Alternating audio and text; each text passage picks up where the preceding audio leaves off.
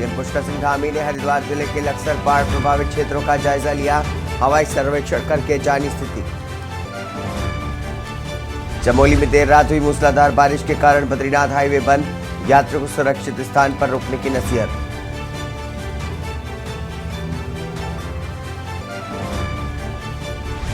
उत्तराखंड में भारी बारिश की चेतावनी, देहरादून उत्तर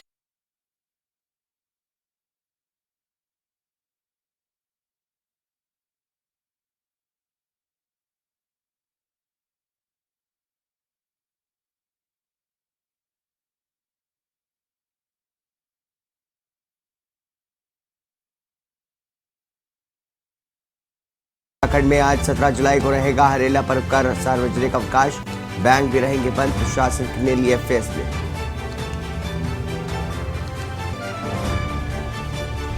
विभागों की आपसी खींचतान में टूटा मालन नदी पर बना पुल, शासन के निर्देश पर हुआ था पुल का भी सेफ्टी ऑडिट, बजट न मिलने से नहीं हो पाया सुरक्षा कार्य। आप देख रहे हैं के न्यूज, खबरों का सारथी।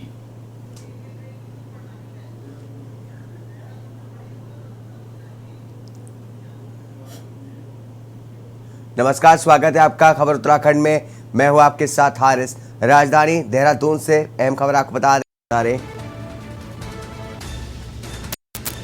महादेव के मंदिरों में श्रद्धालुओं का भारी हुजूम।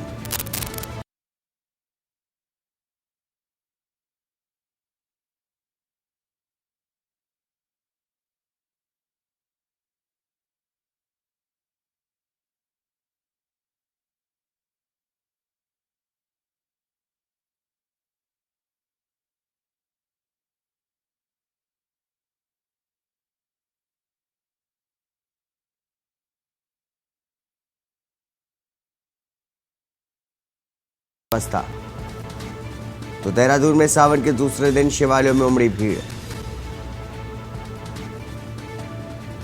शिव मंदिरों में दर्शन को लंबी कतारें लगी हैं।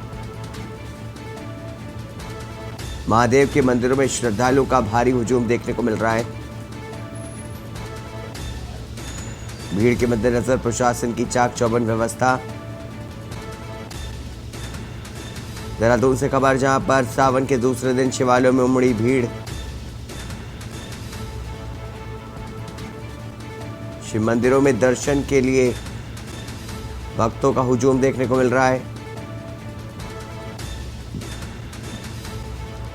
भीड़ के मद्देनजर प्रशासन की चाक चौबंद व्यवस्था।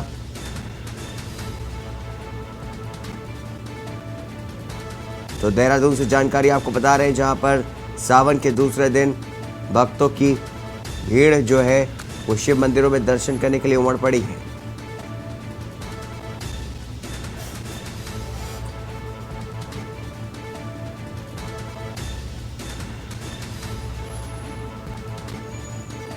अहम जानकारी बता रहे हैं आपको देहरादून से, जहां पर सावन के दूसरे दिन शिवालयों में उमड़ी भीड़। शिव मंदिरों में दर्शन को लगी लंबी कतारें। महादेव के मंदिरों में श्रद्धालुओं का भारी हुजूम देखने को मिल रहा है। भीड़ के मद्देनजर प्रशासन की चाक चौबंद व्यवस्था।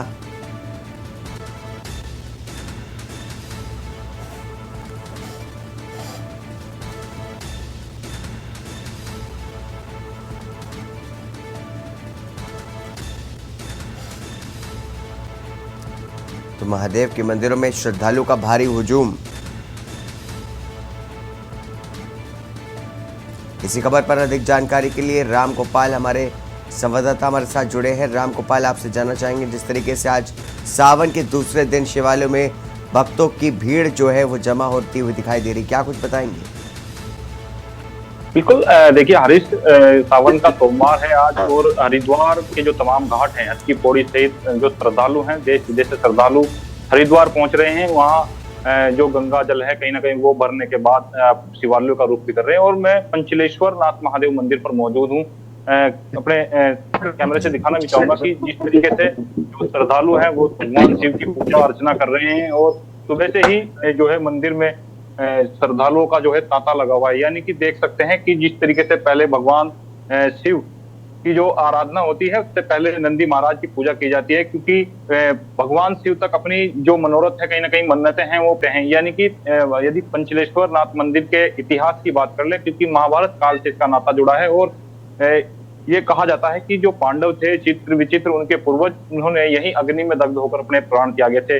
तो भगवान शिव जो है दक्षिणेश्वर महादेव मंदिर यानी कि उनकी ससुराल कहा जाता है, और वहां से दिन में सावन के महीने में एक बार भगवान शिव यहाँ जरूर आते हैं। तो इस तरीके की जो मान्यता है, और सबसे बड़ी बात यह है हरीश की पंचलेश्वर नाथ मंदिर ये पश्चिम महणी गंगा घाट पर मौजूद है, और इस जो पूरे भारतवर्ष में ऐसी गंगा कहीं नहीं है। तो ये कहा जा सकता है कि जिस तरीके से भगवान शिव की आज, वैसे तो सावन का महीना 2 सावन के महीने बताए गए हैं शास्त्रों में, इस बार ये पूरे 2 महीने तक विधि विधान के साथ इसी तरीके से पूजा अर्चना श्रद्धालुओं की चलने वाली है। ठीक है रामगोपाल, जिस तरीके से देखा जा रहा है अभी कांवड़ यात्रा भी चल रही है, इस दौरान मंदिरों में सुरक्षा को लेकर के क्या कुछ तैयारियां की गई हैं?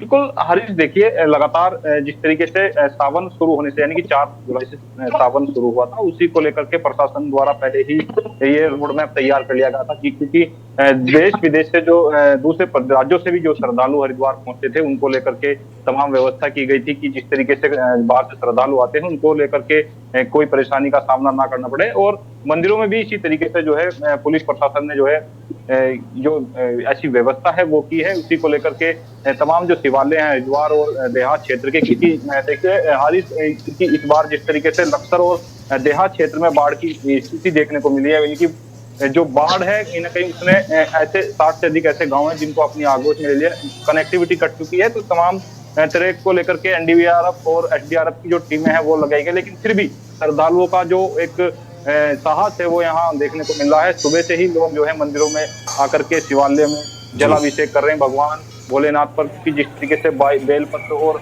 भांग धतूरे के साथ साथ में दही वो ज्योति यानी कि तमाम जो विधि विधान के साथ में पूजा अर्चना की जाती है उस पूजा अर्चना को खारिज कर रहे हैं। और ये सिलसिला आने वाले जो सावन के महीने हैं उनमें भी जो है चलने वाला है, यानी कि अगला जो सावन का महीना है उसमें भी विधि विधान के साथ चलने वाला है। रामगोपाल, और कौन कौन से मंदिर हैं जो इसके लिए सुप्रसिद्ध हैं वहां पर, और कौन से मंदिर? हरीश जी देखिए, वैसे तो पंचलेश्वर नाथ महादेव जो मंदिर है महाभारत काल से जुड़ा है, इसका नाता है, लेकिन देव नगरी है, देवों की नगरी है और हरि नगरी, यानी कि कहा जाता है हरिद्वार को। और हरिद्वार के दक्षिणेश्वर महादेव मंदिर की बात कर ले, या फिर मनसा देवी मंदिर की बात कर ले, चंडी देवी मंदिर की बात कर ले, फिर क्योंकि देहात क्षेत्र में पत्रेश्वर मंदिर की बात कर ले, तमाम ऐसे शिवालय हैं जिनका नाता किसी न किसी कारण किसी न किसी धर्म के साथ में, ग्रंथों के साथ में जुड़ा है।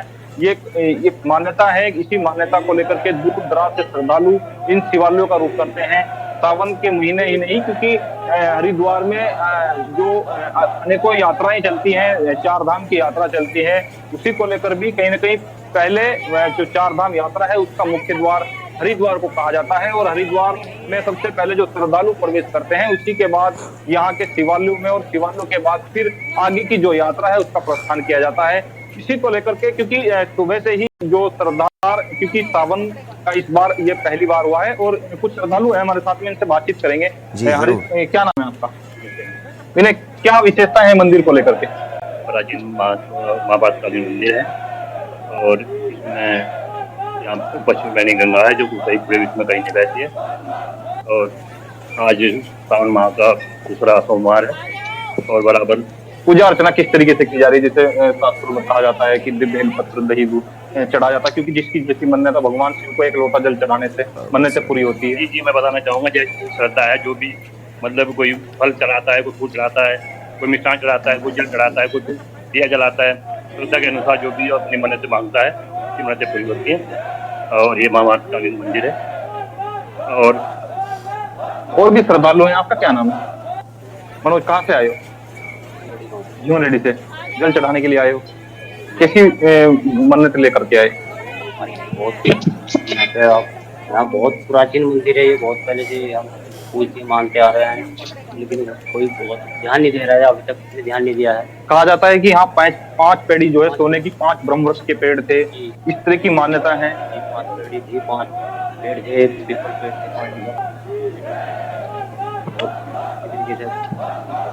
हरीश, बिल्कुल देखिए, क्योंकि मंदिर की विशेषता है महाभारत काल से जुड़ी है। इसका इतिहास महाभारत के पन्नों में दर्ज है।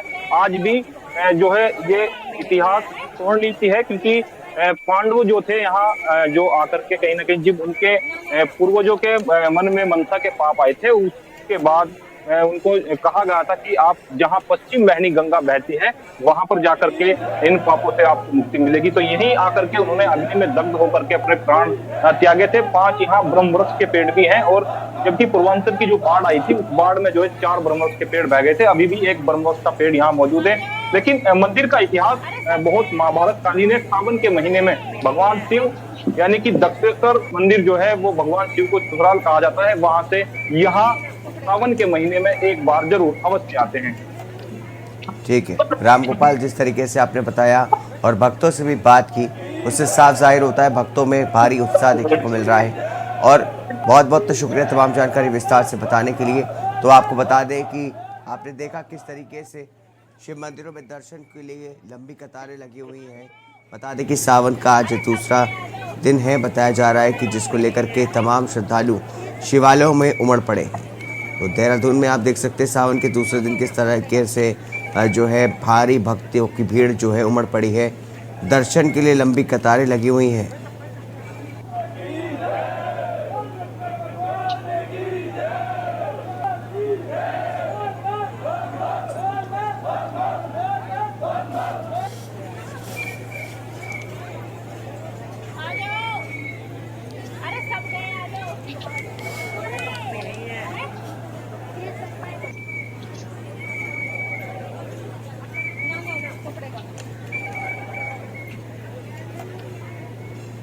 तो लगातार हम आपको तस्वीरें दिखा रहे हैं देहरादून के शिवालयों की, जहां पर भक्तों की भारी भीड़ उमड़ पड़ी है। बताया जा रहा है कि सावन का दूसरा सोमवार है, जिसको लेकर के श्रद्धालु काफी उत्साहित नजर आ रहे हैं।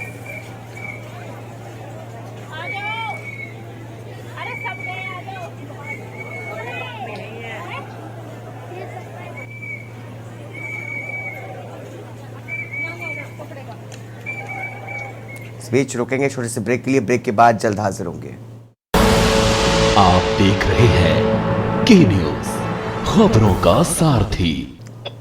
ब्रेक के बाद स्वागत है आपका। हरिद्वार से खबर आपको बता दें, बड़ी खबर आ रही हरिद्वार से, जहां पर भीमगोड़ा बैराज का टूटा गेट, मचा हड़कंप।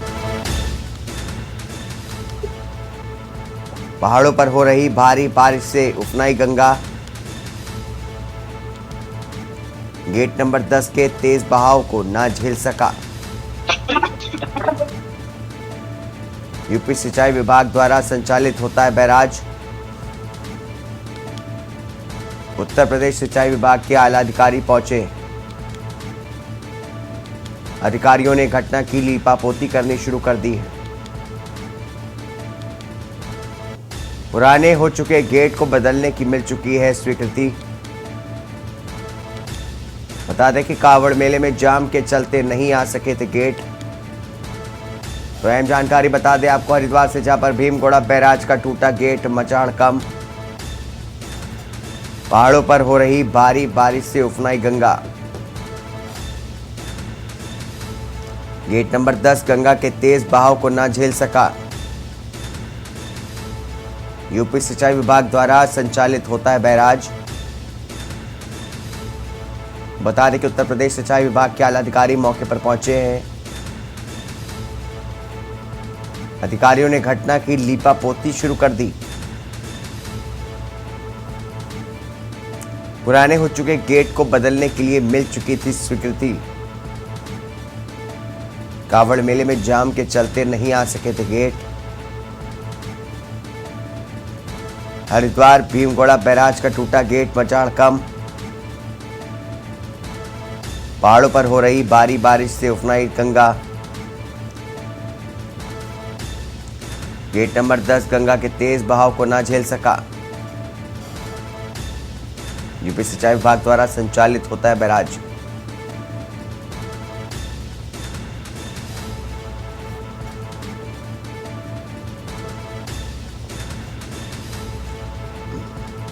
अधिकारियों ने घटना की लीपापोती शुरू कर दी है। पुराने हो चुके गेट को बदलने के लिए मिल चुकी थी स्वीकृति। इसी खबर पर अधिक जानकारी के लिए हमारे संवाददाता राम गोपाल हमारे साथ जुड़े हैं। राम गोपाल, जिस तरीके से देखा जा रहा है कि पुल बैराज का गेट जो है वो टूट गया है, क्या कुछ बताएंगे?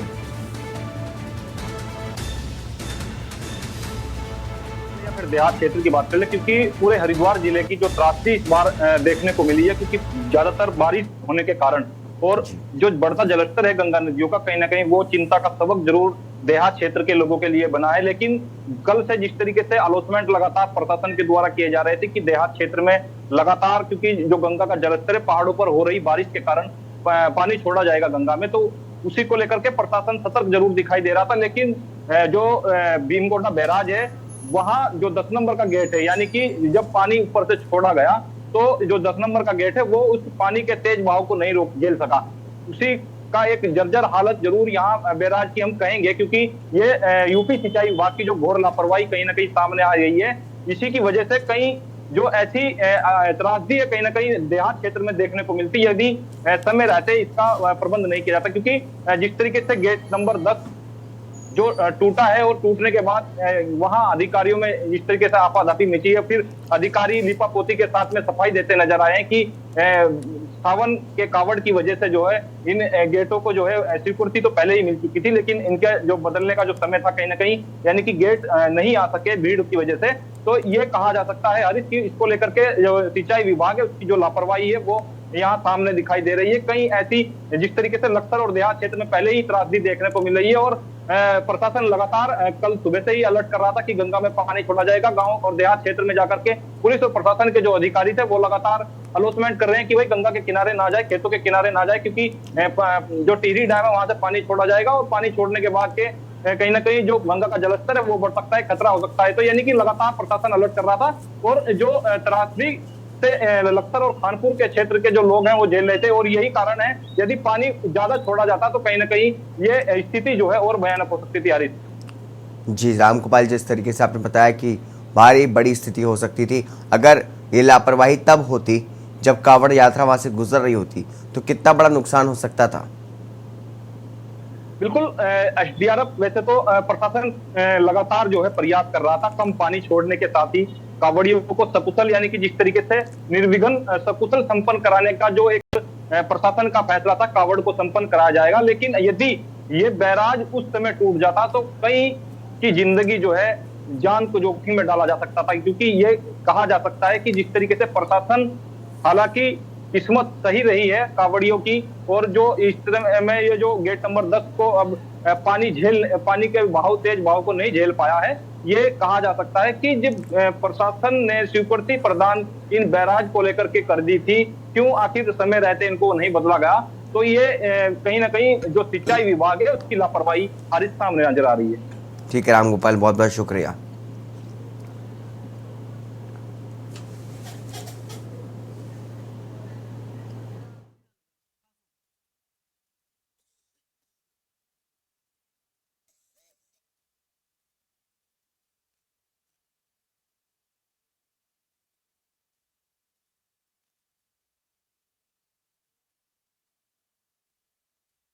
कि पानी के पास हमारी वार्निंग थी कि लेवल बढ़ के आएगा, पानी का 293 के आसपास लेवल पहुंच गया था। गेट बाहर था, ये अभी दिखवाते कि इसमें कैसे हुआ क्या हुआ है, लेकिन पानी के प्रेशर से ये नहीं टूटा है, तार टूटा है 10 नंबर। ये पता करवाते हैं भैया कैसे, वैसे रास्ता टूटा है।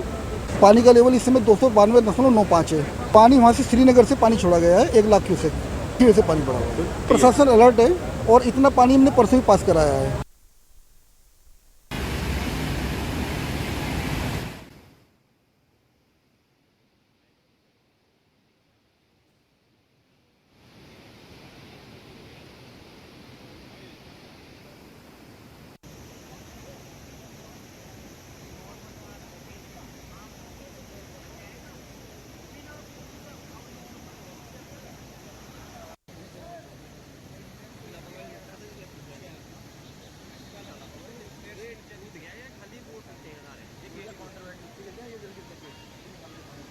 पहाड़ों पर हो रही बरसात से जिस तरीके से हालात बने हुए हैं, बताया जा रहा है कि भीमगोड़ा बैराज का एक गेट टूट गया है जिससे हड़कंप मचा हुआ है।